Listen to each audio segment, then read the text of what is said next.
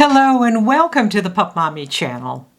Are you stuck between a Golden Retriever and a Labrador Retriever? Well, they're basically the golden children of the dog world, and that pun is completely intended. But here's the thing. Just because they're both friendly, family-oriented dogs doesn't mean they're the same dog in different packaging. So in this video, I'm going to walk you through the real differences today that matter when you're living with these dogs every single day.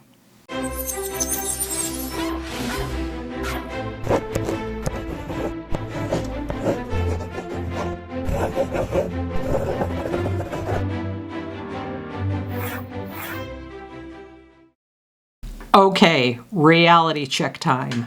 I'm going to give you the tough love first. And you know, these dogs are not right for everyone, and I'd rather hurt your feelings now than have you rehome a dog in 6 months. Don't get a Golden or a Lab if you're someone who is very sedentary, if you work long hours regularly, or you travel very frequently. Don't get a Golden or a Labrador if you're looking for a more independent pet that's content with minimal interaction. Don't get a Golden or a Lab if you think a 20-minute walk is sufficient exercise for a retriever. These dogs thrive on being included in your daily activities and routines, and they're going to follow you around. They're going to need attention. They're going to need daily exercise and mental stimulation for their entire lives. So if that sounds overwhelming rather than exciting, please consider a different breed that will truly fit your lifestyle. Now let's talk about their personalities. Now this is where things really get interesting because while both breeds are friendly and family-oriented, they express that friendliness in different ways. Golden Retrievers are basically the therapists of the dog world. They're incredibly emotionally intelligent. They can read your mood better than a family member or maybe even your best friend. If you've had a rough day, a Golden will be right there with those soft brown eyes, just letting you know, I understand. They're sensitive, intuitive, and they want to be involved in everything you do.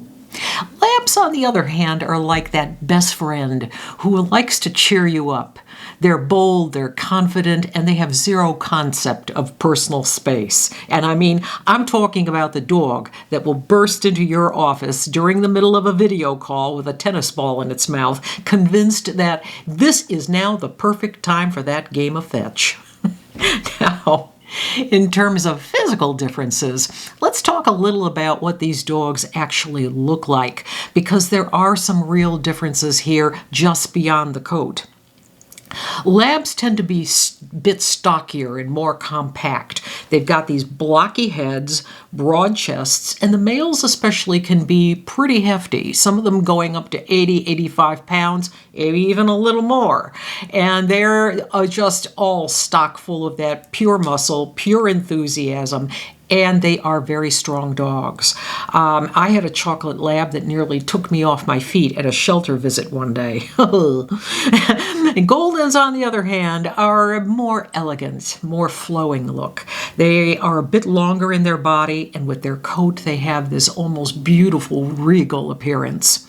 These dogs, this breed basically runs around somewhere between females around 55 to about males of 75 pounds or so. So they're slightly lighter than Labradors on average. Now, with the coat situation, Golden Retrievers have this beautiful long coat with all that feathering, especially around the ears and the legs, but that comes at a price because you need to brush them regularly or you're going to end up with mats, especially behind the ears and on the legs. That's pretty unsightly, actually.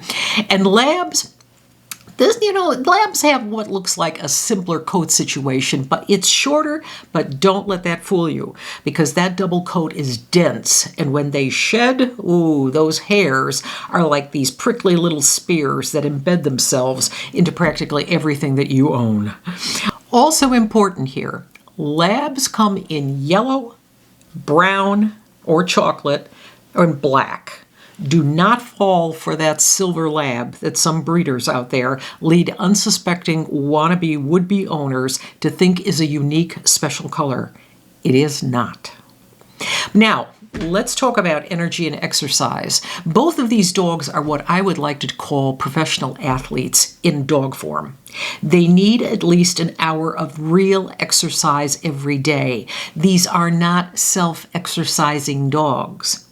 I'm talking about exercise that makes them actually tired, meaning that doesn't include a leisurely stroll around the block where they stop to sniff everything, interesting for the next 5 minutes.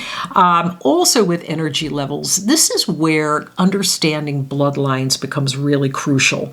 Both the Goldens and the Labradors come in different lines, depending on what they were bred for. Working lines or field lines are bred for hunting and performance. These dogs are typically higher energy, more athletic. The conformation or show lines are bred more for temperament and appearance, and they tend to be calmer. Now, Labs are usually higher drive. Goldens tend to be a little bit more thoughtful about their energy, but again, both these dogs need serious exercise. Remember that these dogs are part of the AKC sporting group, and breeds in this group, especially retrievers, were bred to be out and about all day long. They won't just run around your backyard and tire themselves out. You need to actually engage them. You need to walk. You need to fetch. You need to be hiking, swimming, training games. At least an hour of real exercise every single day, plus that mental stimulation. Now, training-wise, here's some of the good news, because these two breeds are among the easiest dogs to train, which is exactly why you see them as service dogs, therapy dogs, guide dogs all over the globe. They're smart, they're cooperative, and they genuinely want to work with you. But they do respond to slightly different training approaches. Goldens usually do best with what I would say that's called the gentle guidance method. Lots of praise, lots of positive reinforcement, consistency without harshness. They're people pleasers at heart, and they can get a little shut down if you're too firm with them. Labs, on the other hand, they are very food motivated, and they'll work their tails off for that food, for those treats.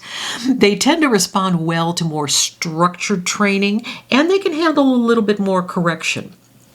But the biggest mistake that I see new retriever owners make is in underestimating how much structure these dogs need as puppies.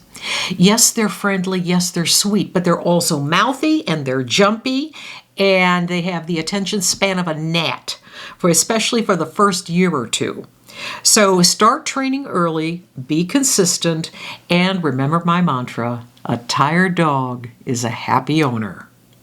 So now let's finally talk about another real key important piece of a Labrador and a Golden, health and lifespan. Now with Goldens, the lifespan usually falls in that range of 10 to 12 years. And unfortunately, cancer is a major concern with Goldens. It is actually the #1 cause of death in the breed, which is heartbreaking, but it is important that you know this going in. Labradors tend to live a bit longer, 11, 13 years on average, and they have their own issues as well. Primarily, they're prone to joint problems, especially in the hips and the elbows, and obesity can be a problem as well. For both breeds, you absolutely also should work with reputable, ethical breeders who do proper testing, and that means certification of hips, elbows, eyes, heart, and make sure you ask for that proof. So how do you choose between these two amazing breeds? Well, Goldens I call the gentle souls. Labs are the more ebullient, in my opinion. Both are incredibly loving and loyal, but they show it differently. Choose a Golden Retriever if you want more of a sensitive, intuitive companion who's going to be emotionally connected to you. If you like the idea of a dog who shadows your every move and seems to understand exactly how you're feeling, that's a Golden. Choose a Labrador Retriever if you want that bold, fun, adventurous buddy who's always up for anything and everything and lives life to its fullest. That's a little bit more your Lab. But here's my honest advice, though, too. If you're still on the fence about a few things here about, well, what should I do? Which way should I go? First of all, talk to some actual owners of these breeds, and you'll really get some honest advice about what they love, about what they found challenging, and what it's really like to own these dogs. And also read the comments section of several of the YouTube videos out there on Goldens and Labs, because there are so many wonderful owners out there who love to share their insights and experiences and feel passionate about these breeds. And also, too, research through the breed clubs, because if you're really at that serious stage as well, contact some reputable ethical breeders and start a conversation. And expect plenty of questions from them as well, because these breeders really do care about who they sell their dogs to. And too, if you prefer rescue, the rescue route and the breed clubs absolutely have a listing of rescues for their specific breeds. So bottom line, you can't go wrong with either breed. If you're prepared and you know what you're getting into. Both Goldens and Labradors are incredible family dogs that will give you years of love, laughter, and yes, dog hair on everything, just like German Shepherds. And now before I go, I want to mention to you also, when it comes to breeders, there are 5 types of breeders out there, and knowing the differences between the 5 types can literally save you thousands of dollars and a lot of heartbreak.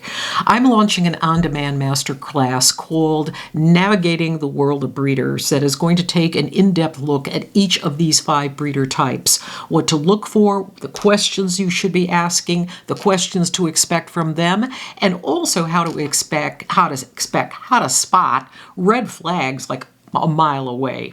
Now, this is perfect for all of you DIY folks out there who want to do your own research, but you don't want to get burned in the process. So it may be the best money you ever spend when if you decide to join the masterclass. Now, the full class with bonus features is going to be available in the next 30 days. So if you want to be notified when it becomes available, get on the wait list. The link is in the description section. And trust me, spending the time learning about breeders up front is the best way to instead of dealing with the consequences, really, of choosing the wrong one later. So I'd love to hear about your experiences with these amazing dogs, so drop them in the comment section below. And if you have any questions, please leave them. I read every single one, and I love hearing about your experiences with these amazing dogs. And if this helped you, don't forget to like and subscribe, and for some more real talk about dog ownership. And I thank you very much for watching. I do so appreciate it. And I will say bye for now.